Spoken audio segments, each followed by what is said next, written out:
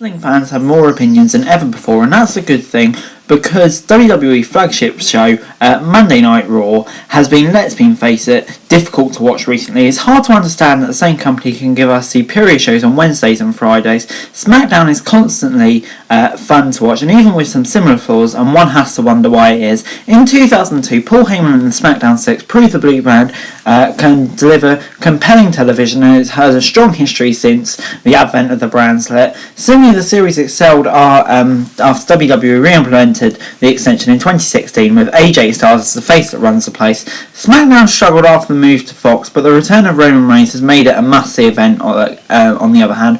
Raw, on the other hand, has been treading water ever heading into WrestleMania 37 season, and the boost of excitement following the showcase of the Immortal hasn't helped much at all. So, what exactly is WWE doing right on a Friday night, and what is it doing wrong with the Red Brand? Raw simply doesn't make use of a 3-hour runtime. Many of it splash and meaningless segments to make the show a slog to get through, where SmackDown stays much more concise. Frankly, too many things happen on a flagship show, feeling inconsequential because viewers don't get an adequate playoffs. Instead, it seemed like WWE is just attempted to fill the times between matches and significant matches. Sometimes it's part mistakes that for the greater whole, but it doesn't work when there is so much filter and angles that we're supposed to follow.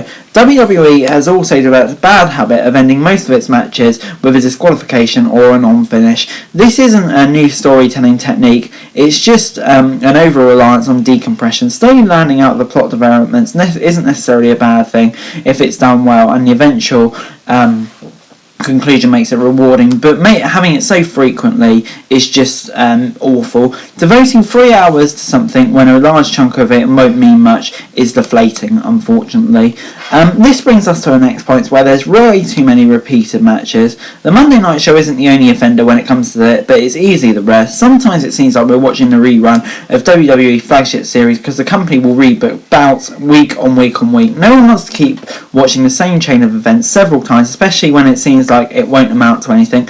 Pay-per-view contests are used to come as a one-off. However, it seems like we're just getting rematches on weekly television. WWE has also done the Raw Women's division a real disservice for months, and the segments surrounding the talented group of superstars have been all but unwatchable.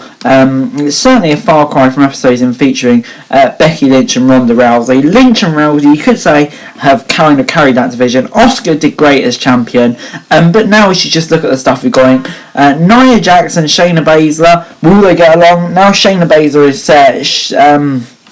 scared of a doll.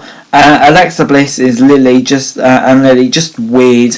Another thing though, I don't know that. Thanks for that, Alexa. Professional wrestling needs reactions from a live audience. It just doesn't work without, and the piped-in Thunderdome became a crutch for WWE. The pandemic era has been difficult for every company, but WWE has weathered the storms with increased production value and the Thunderdome. But yeah, it just doesn't feel the same. WWE needs those crowd reactions to see how superstars are being responded to by the fans. And the final point I would say is just a lack of stars. Roman Reigns, like it or not, has made himself an uber star ever since he walked onto the Blue Brand, and he's doing such a fantastic job, whereas Raw don't have that. You could argue Drew McIntyre has that, but over the last few months he's just become unlikable. Bobby Lashley isn't a huge star. I think it's clear to see that Raw needs someone like a Brock Lesnar, to be honest.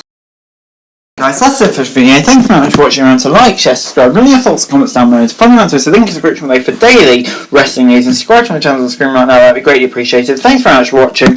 Peace!